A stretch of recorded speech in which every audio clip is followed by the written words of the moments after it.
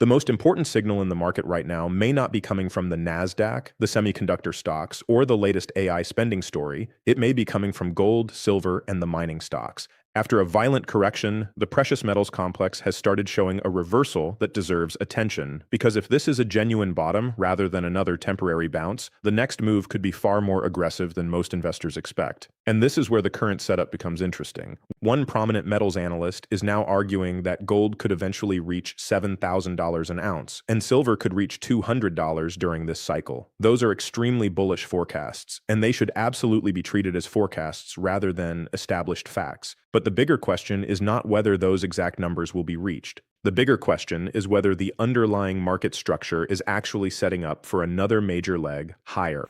That distinction matters because markets rarely move in a straight line. The strongest bull markets often produce the most uncomfortable corrections. They shake out investors who arrived late, force traders to question the entire trend, and create a narrative that makes people believe the previous move is finished. Then, sometimes when confidence is at its lowest, the market turns. That appears to be the argument being made about silver right now. Silver had already experienced an extraordinary advance. After trading around the $30 area last year, according to the transcript, it eventually surged dramatically higher before suffering a major correction. When an asset moves that quickly, a correction is not necessarily evidence that the long-term trend has failed. It can simply be the market removing excessive speculation and resetting positioning. And that is exactly why the recent reversal in the metals and mining shares matters. The analyst is more confident about the metals finding a bottom than about stocks finding their exact low. That tells you something important about the current market environment. Equities are still dealing with questions surrounding valuations, AI capital expenditure, semiconductor expectations, and whether some of the most heavily owned technology names simply moved too far too quickly. The metals are different. Gold and silver are being driven by a much broader combination of forces: monetary policy, real interest rates, currency confidence, central bank demand, investment flows, industrial demand for silver, and the financial strength of mining companies. That doesn't guarantee higher prices, but it creates a fundamentally different setup from an individual technology stock whose valuation can change dramatically when earnings expectations change. There is another psychological element here that investors should not ignore.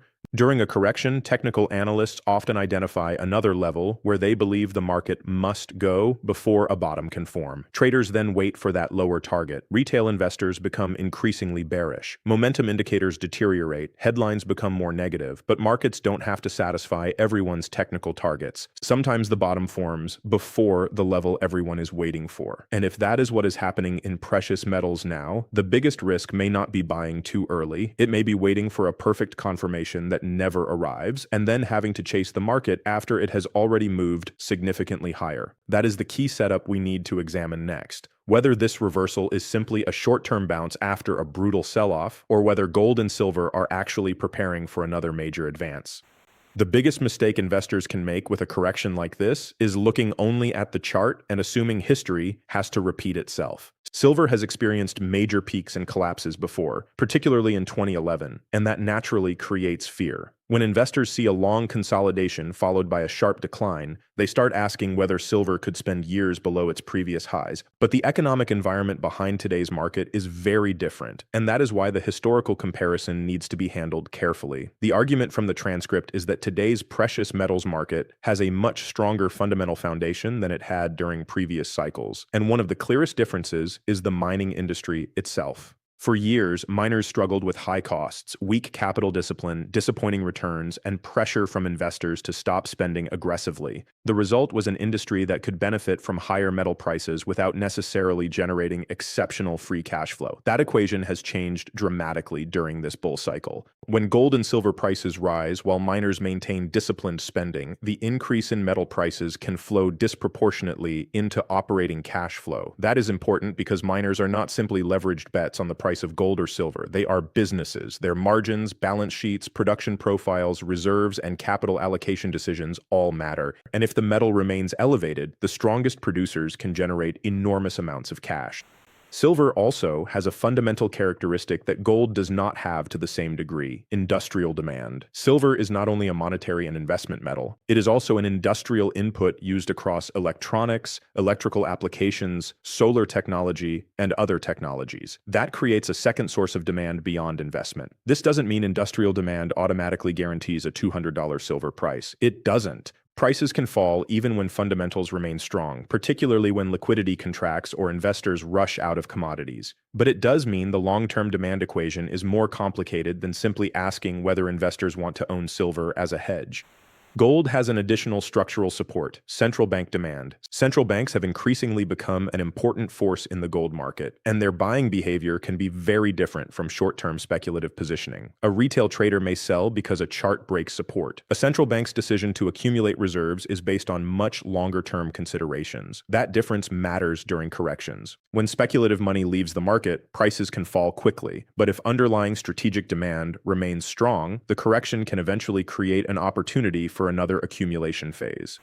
This is also why the comparison with 2011 is not necessarily straightforward. The current cycle has developed after years of monetary experimentation, enormous global debt accumulation, geopolitical fragmentation, and a renewed focus on reserve diversification. Those factors don't provide a guaranteed price target, but they create a different macro backdrop from the one that existed at the previous major silver peak. There is another important point in the analyst's argument. Silver's previous advance became almost parabolic. When an asset moves from roughly $30 to dramatically higher levels in a short period, late-stage momentum investors can enter because they see the price rising rapidly. They are not necessarily buying because they understand the fundamentals. They are buying because they fear missing the move. That type of positioning is fragile.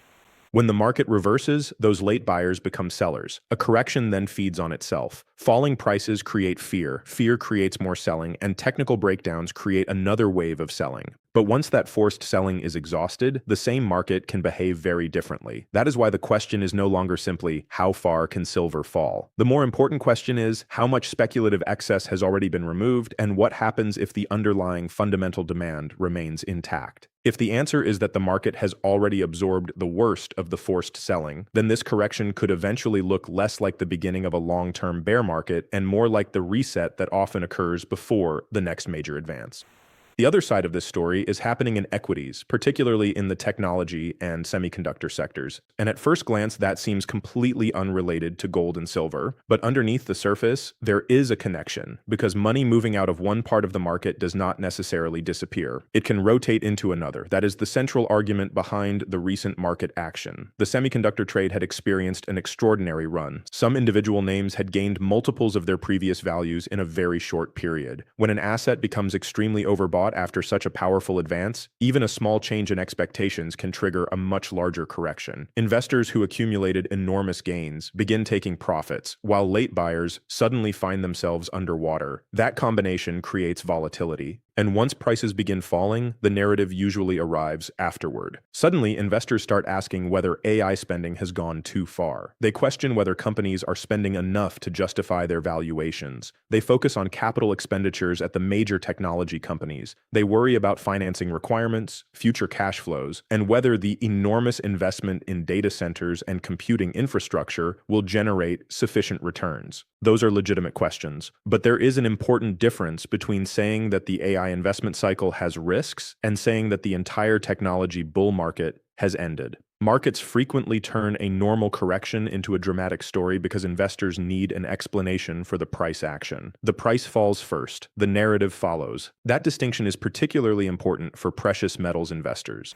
If the equity market remains volatile while gold and silver stabilize, capital can begin looking for alternative destinations. Financial stocks can outperform, defensive sectors can attract money, commodities can regain attention. And if investors begin to believe that monetary policy could eventually become more supportive, precious metals can become even more attractive. But there is another layer here. The analyst in this transcript believes equities may eventually face a much larger secular top, while gold and silver could experience a cyclical top during the current year, before entering an even larger future cycle. Whether that forecast proves correct is impossible to know in advance, but the distinction is useful because it changes the way we think about corrections. A cyclical correction can occur inside a much larger bull market. That is what precious metals bulls are arguing now.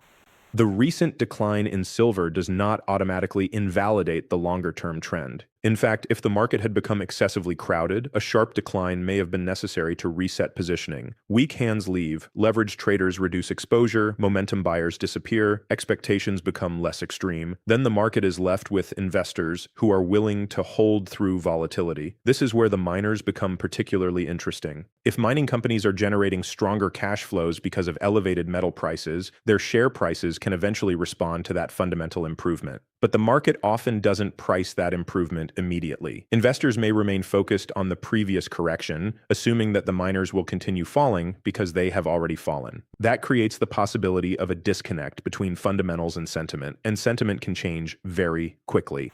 A market that looks broken after several weeks of selling can suddenly become attractive when buyers realize that the underlying economics have not deteriorated as much as the price suggests. This is why the reversal in the metals and miners is worth watching rather than dismissing. It does not prove that the bottom is in. No single trading session can prove that. A genuine bottom normally requires confirmation through price action, volume, positioning, macro conditions, and follow-through. But if gold and silver continue holding their recent lows while equities remain volatile, the message becomes increasingly important. The market could be telling us that the correction did not destroy the precious metals bull thesis. It simply cleared the path for the next phase. And if that next phase begins with the same kind of acceleration that characterized the previous rally, investors who are waiting for absolute confirmation may discover that the market has already moved far beyond the levels where the opportunity looked obvious. The most important part of this entire argument is not the $7,000 gold target or the $200 silver target. Those numbers get attention, but the real issue is what would have to happen for precious metals to enter another acceleration phase. Because if gold and silver are simply experiencing a normal correction inside a larger bull market, then the next move does not need a new story. It only needs the existing forces to become stronger again. One of those forces is monetary policy. When markets begin anticipating lower interest rates, falling real yields, or a weaker dollar, the opportunity cost of holding non-yielding assets such as gold becomes less restrictive. That doesn't mean every rate cut automatically sends gold higher. Markets often price expectations months in advance. But changes in the direction of monetary policy can become powerful catalysts when they occur alongside strong demand for safe haven assets. And that is why the Federal Reserve matters so much to the metals story. A central bank can hold rates steady and still influence gold and silver through its communication. If investors believe policy is becoming less restrictive, financial conditions can change before the official rate actually moves. On the other hand, if inflation remains stubborn and policymakers maintain a restrictive stance for longer than expected, precious metals can face another period of pressure. So the bullish case needs more than a chart reversal. It needs the macro environment to remain supportive. The second major factor is the dollar. Gold is globally priced in dollars, so changes in the dollar can have a significant influence on the metal's performance. A sustained decline in the dollar can provide additional support to gold, while a powerful dollar rally can create headwinds. But the long-term story goes beyond daily currency movements. Investors and institutions are increasingly thinking about diversification, sovereign debt, geopolitical risk, and the concentration of financial assets. Gold has a unique role in that environment because it is not another country's liability. That characteristic becomes particularly important when confidence in financial or monetary systems is questioned. Silver has a different advantage.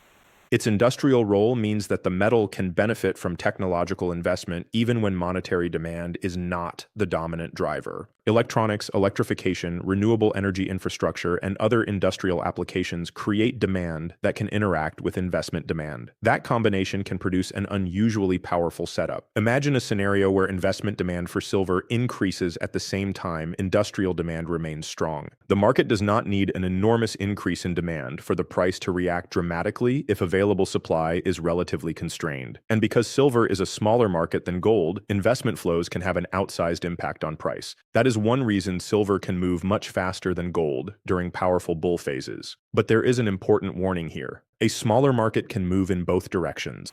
Silver's potential upside is precisely what makes it dangerous to treat a bullish forecast as a certainty. If liquidity conditions deteriorate, industrial demand weakens, or speculative positioning becomes excessive again, silver can experience violent corrections even inside a long-term bullish trend. That means the $200 forecast should be viewed as a scenario, not a promise. The same applies to $7,000 gold. For gold to reach that kind of level, the market would likely need a combination of strong investment demand, persistent monetary uncertainty, continued reserve accumulation, favorable currency and interest rate conditions, and a willingness among investors to pay progressively higher prices. And this brings us back to the idea of a melt-up. A melt-up doesn't happen because everyone suddenly becomes rational and calmly agrees that an asset is worth more. It happens when investors begin realizing that the market is moving faster than expected, and fear of missing the move starts replacing fear of buying at high prices. That psychological shift can create extremely rapid advances. The key question now is whether the recent correction has already removed enough speculative excess to allow that psychology to return. If gold and silver continue to hold their lows, miners continue to outperform, and macro conditions gradually become more supportive, the probability of another major advance could increase. But there is still one final piece missing: confirmation. The next phase of this story depends on whether the reversal survives beyond one strong trading session and develops into a sustained trend. Because if it does, the market may look very different by the time most investors realize the correction was not the end of the bull market, but the reset before its next acceleration. And this is where the entire precious metals thesis comes down to one question: did gold and silver just complete a correction, or are we still waiting for a deeper decline? Nobody can know that with certainty in real time, but the recent reversal gives the bulls something they desperately needed: a reason to believe that the selling pressure may finally be losing control. The analyst's forecast is extremely aggressive. The stated targets are $7,000 for gold and $200 for silver during the current cycle, with even higher long-term targets beyond that. Those numbers should not be treated as guaranteed outcomes. They represent a bullish scenario based on the belief that the structural forces supporting precious metals are much stronger today than during previous cycles. And there is an important distinction between a forecast and a fact. The fact is that gold and silver have already demonstrated that they can experience enormous moves in relatively short periods. The fact is also that corrections can be brutal even during powerful bull markets. What remains uncertain is how far the next leg can actually go. If the current lows hold, the first signal would be relatively simple. Gold and silver stop making lower lows and begin establishing higher highs and higher lows. After that, the miners would need to confirm the move. Strong performance from mining equities would be particularly important because miners can provide leverage to rising metal prices. Then comes the macro confirmation.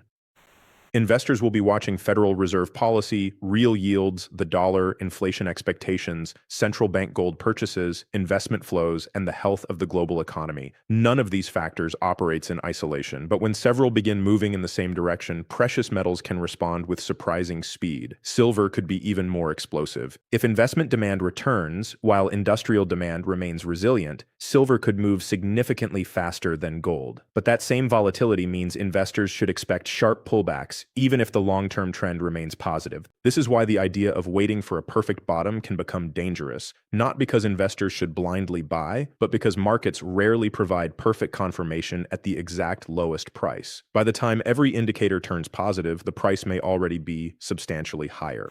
That is the psychology behind many major market reversals. At the bottom, the news usually feels uncomfortable. The charts look damaged. Analysts disagree. Retail investors are nervous. Everyone wants one more confirmation. Then the market turns. And once it starts moving, the narrative changes. Suddenly, the same analysts who were warning about downside begin explaining why the market is strong. Investors who sold during the correction start looking for an entry point. Momentum traders return. Financial media begins focusing on the breakout. And the asset that looked dangerous at the bottom starts looking safe after it has already risen. That is the cycle this analyst believes could happen again in gold and silver.